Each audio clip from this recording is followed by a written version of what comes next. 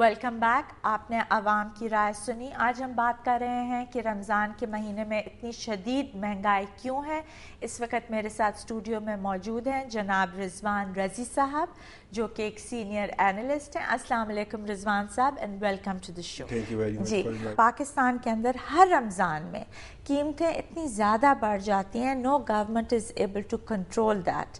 اور اگر ہم فوڈ انفلیشن کو دیکھیں اور کمپیئر کریں اپنے ساتھ والے ممالک میں تو ایران, بنگلہ دیش, انڈیا سب ہم سے بہت کم ہیں. تو پاکستان میں قیمتیں اتنی زیادہ کیوں ہیں؟ دیکھیے, پاکستان میں بہت ساری کموڈیٹیز کی اپنی اسپیسیفک ڈفرینٹ نیچر ہے. اگر ہم شوگر کی بات کر لیں جو کہ امیڈیٹ سورس آف جسے کہنا چاہیے انرجی ہے for the poor people. Sugar ایک ایسی کموڈیٹی ہے کہ میں تنزیہ طور پہ کہا کرتا ہوں کہ وہ ایسی کموڈیٹی ہے جس پہ کانسٹیٹیوشنل امینڈمنٹ بھی آ سکتی ہے. P M L Q, Peoples Party, P M L N, Pakistan army اور اب ایم ایم اے سب کی شوگر ملے ہیں اور سارے اس کموڈیٹی کے حوالے سے ایک ہی چیز کا شکار ہے یا ایک ہی چیز کے اوپر مائل نظر آتے ہیں, اور وہ یہ ہوتا ہے کہ اس میں کم پیسوں پہ زیادہ سے زیادہ کیسے ایکسٹریکٹ کیا جائے. سیکنڈ, ہمارے ہاں شوگر انڈسٹری ہم دنیا کے واحد ملک ہے جہاں پہ سنگل پروڈکٹ انڈسٹری ہے. دنیا بھر کے اندر 22 پروڈکٹ ہیں and the 18th product is the sugar. Rest of 17 product اور ریسٹ آف 4 پروڈکٹ جو ہے وہ اور ہیں جس سے پورا وہ ریونیو کرتے ہیں, اور شوگر ان کو بائی پروڈکٹ کے طور پہ آلموسٹ فری آف کاسٹ پڑتی ہے. ہاں جی. اس وقت یہ جسٹیفیکیشن دی گئی ہے کہ جناب انٹرنیشنلی شوگر کی پرائسز بڑھ گئی ہیں اس لیے ہم پاکستان میں بڑھا رہے ہیں.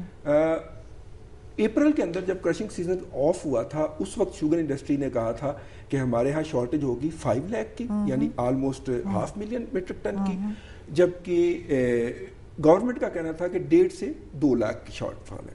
Okay, 2 lakh ton refined sugar اور 3 لاکھ ٹن جو تھی وہ را شوگر امپورٹ کرنے کا فیصلہ ہو گیا ای سی سی. لیکن جی را شوگر تو کوئی, بیکاز اتنا مافیا ہے ہمارے پولیٹیکل پارٹیز کے اندر, چاہے وہ گورنمنٹ کی ہوں یا اپوزیشن کی ہوں, کہ آپ کو را شوگر تو کوئی امپورٹ کرنے ہی نہیں دیتا.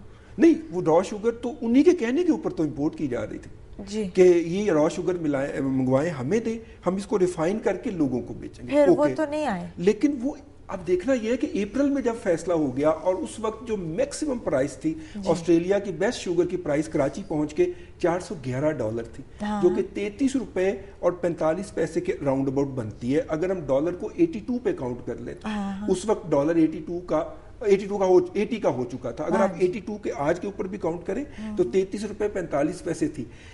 آپ نے امپورٹ نہیں کی, وہ ڈیسیژن کیوں پینڈنگ رہا یہ پوچھنے کی بات ہے. لیکن ایک بات پوچھتے ہیں ہم اپنے وزراء سے, ایک بات سمجھ نہیں آتی, پاکستان اسٹیل مل نے اپنی تمام ایجز کا سب سے میکسیمم لاس بک کیا ہے 22 billion rupees ministry of industry. Sugar Miller کو تقریباً 30 ارب روپے ایڈیشنل چلے گئے انڈر منسٹری آف انڈسٹری. جتنے بھی بڑے بڑے اس وقت مطلب 800 لوگ یوٹیلٹی اسٹور کارپوریشن میں سے نکالے جاتے ہیں, اگلے دن رکھ لیے جاتے ہیں منسٹری آف انڈسٹری. یہ سارے جو لوٹ مار ہے اس میں سے میجورٹی کا کھورا جو ہے منسٹری آف انڈسٹری کا پہلے بھی تو کوئی پرفارمنس اتنی غلط رہی ہے. اگر آپ کو یاد ہوگا تو ارلیئر دس ایئر ان کے تو فگرز, وہ پرائم منسٹر صاحب اتنے خفا ہو گئے اور منسٹر صاحبان نے ان کو پوائنٹ آؤٹ کیا کہ وہ پرانے اور غلط فگرز دے رہے تھے ایون ان کیبنٹ میٹنگز. تو دین دیر از سم ٹیریبل انکمپیٹنس گوئنگ آن.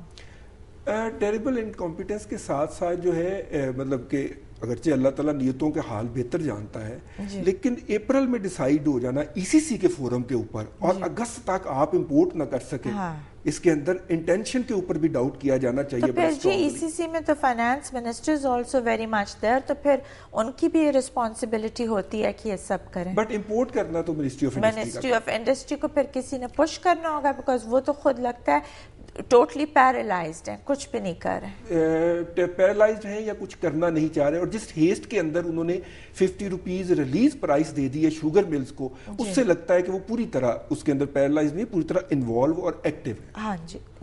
لیکن ابھی دیکھیں نا آٹے کا بھی پرابلم آ رہا ہے. اب گوندل صاحب نے آٹے کا کہا تھا کہ اگست تک وہ سارا کوٹاز جو گورنمنٹ کوٹاز ہے وہ فلاور ملز کو دے دیں گے, لیکن اب فلاور ملز کے جو ہیڈ ہیں یونین کے وہ کہہ رہے ہیں کہ ہمیں ابھی تک کوئی کوٹا کا کسی قسم کی انٹیمیشن گورنمنٹ کی طرف سے نہیں آئی. تو پھر are we go heading in for a wheat crisis as well. مطلب یہ روز ایک نیا تماشا ہوتا ہے. اگر ہم 99 سے 2008 میں دیکھیں تو 17 روپے فی کلو آٹا تھا 2008 میں, اور اب 28 روپے ہے. جی ہر چیز کو تو آپ پچھلی حکومت کے اوپر نہیں بلیم کر سکتے نا کہ یہ سب ان کی غلط پالیسیز ہیں. نہیں آف کورس جب دنیا کی سب سے چینی 30 روپے فی کلو تھی, اب وہ 55 روپیز فی کلو ہے. گھی 135 روپیز تھا, اب وہ 140 اور 150 کے درمیان ہے. تو اس طرح every year everything is increasing so much. لیکن دا ورسٹ از کہ رمضان کے اندر کوئی ریلیف دینے کو تیار نہیں ہے, اور جو انہوں نے 100 ارب روپے ریلیز کیے اور اناؤنس کیا کہ ہم یہ فوڈ سبسڈی کے طور پہ یوٹیلیٹی سٹورز کو دے رہے ہیں, تو یوٹیلیٹی سٹورز جہاں تک پنجاب میں ان کے زونل ہیڈ ہیں وہ کہہ رہے ہیں ابھی تک تو انہیں اس کی انٹیمیشن نہیں آئی. دیکھیے یہ تو سینٹر کے کام ہوتے ہیں, لیکن کموڈیٹیز کا آپریشن اتنا نازک ہے اور اتنا سینسٹیو ہے. اگر یہ اتنا سینسٹیو نہ ہوتا تو یہ دنیا بھر کے اتنے بلینز آف ڈالر کی جو روزانہ ٹرانزیکشن ہوتی ہے کموڈیٹی ایکسچینجز کے اوپر, یہ نہ ہو رہی ہوتی. میں پھر واپس شوگر کی طرف ہی چلا جاتا ہوں.